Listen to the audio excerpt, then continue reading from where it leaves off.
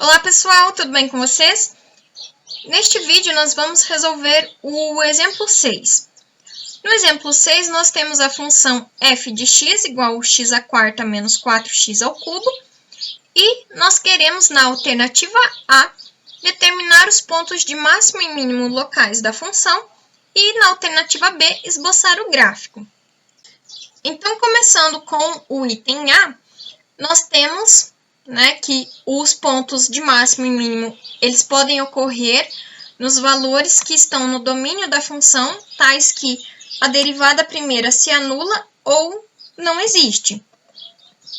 E ainda, se esse valor A é um ponto crítico, a f de A vai ser ponto de máximo se a derivada segunda de A for negativa, ou a f de A é um ponto de mínimo se a derivada segunda no ponto A for positiva.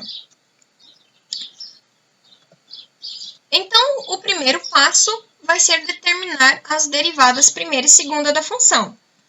Então, quem é a derivada primeira da função f? É a função f' de x. Então, derivando a f de x, o que nós temos? A função f é composta por uma subtração de funções, então vamos derivar cada termo separadamente. Então, derivando cada termo separadamente, nós temos o quê? Quem que é a derivada de x à quarta? 4 cai multiplicando na frente do x e nós subtraímos uma unidade. Derivada de x à quarta, 4x ao cubo, menos derivada de 4x ao cubo. Nós mantemos o 4 e derivamos x ao cubo. Derivada de x ao cubo, o 3 cai multiplicando e nós subtraímos uma unidade. Então, nós temos 4 vezes 3, 12, x ao quadrado. Então, esta é a derivada primeira. Agora, qual é a derivada segunda? Para obter a derivada segunda, nós tomamos a derivada da função f', que é a derivada primeira. Então, qual é a derivada de 4x ao cubo? Mantemos o 4, derivamos x ao cubo. 3 cai multiplicando o x, subtrai uma unidade. Derivada de 4x ao cubo, 12x², menos derivada de 12x². Mantemos o 12, multiplicamos pela derivada de x². Para derivar x², o 2 cai multiplicando e a gente subtrai uma unidade dele. Então, nós temos 12 vezes 2, 24x. Então, essa aqui é a expressão da derivada segunda. Calculadas, determinadas as derivadas primeiras e segunda, vamos agora determinar os pontos críticos. Quem são os pontos críticos? Os pontos críticos são aqueles onde a derivada primeira da função vai se anular. Então, a derivada primeira é 4x ao cubo menos 12x², tudo isso igual a zero. Bom, nós podemos observar que existem termos comuns nesses dois termos aqui dessa subtração. Então, vou evidenciar aquilo que tem em comum nesses termos. No caso, o que eu tenho em comum nesses dois termos é o fator 4x². Então, se eu evidencio 4x² do fator 4x ao cubo, quer dizer que para eu obter 4x ao cubo, basta multiplicar por x o 4x². Evidenciando 4x² do termo 12x², nós temos que, se eu multiplicar agora 4x² por 3, eu volto neste termo aqui de cima, ok? Agora, olhando para essa última igualdade, nós temos aqui um produto, Nós temos aqui que 4x² vezes o x menos 3 vai dar zero. Quando que num produto de números eu tenho zero como resultado? Quando um dos meus fatores é zero.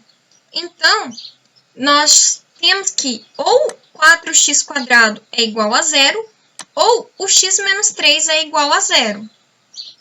Olhando no caso de 4x², se nós isolarmos o x aqui no lado esquerdo da igualdade, nós vamos chegar à conclusão de que o x ele tem que ser 0, né? Para que essa igualdade seja válida. Já no caso do x menos 3, isolando o x aqui do lado esquerdo, nós chegamos à conclusão que o x ele tem que ser 3. Portanto, x igual a 0 e x igual a 3 são os pontos críticos da nossa função. Então, x igual a 0 e x igual a 3 são os pontos críticos da função. O que nós vamos fazer agora?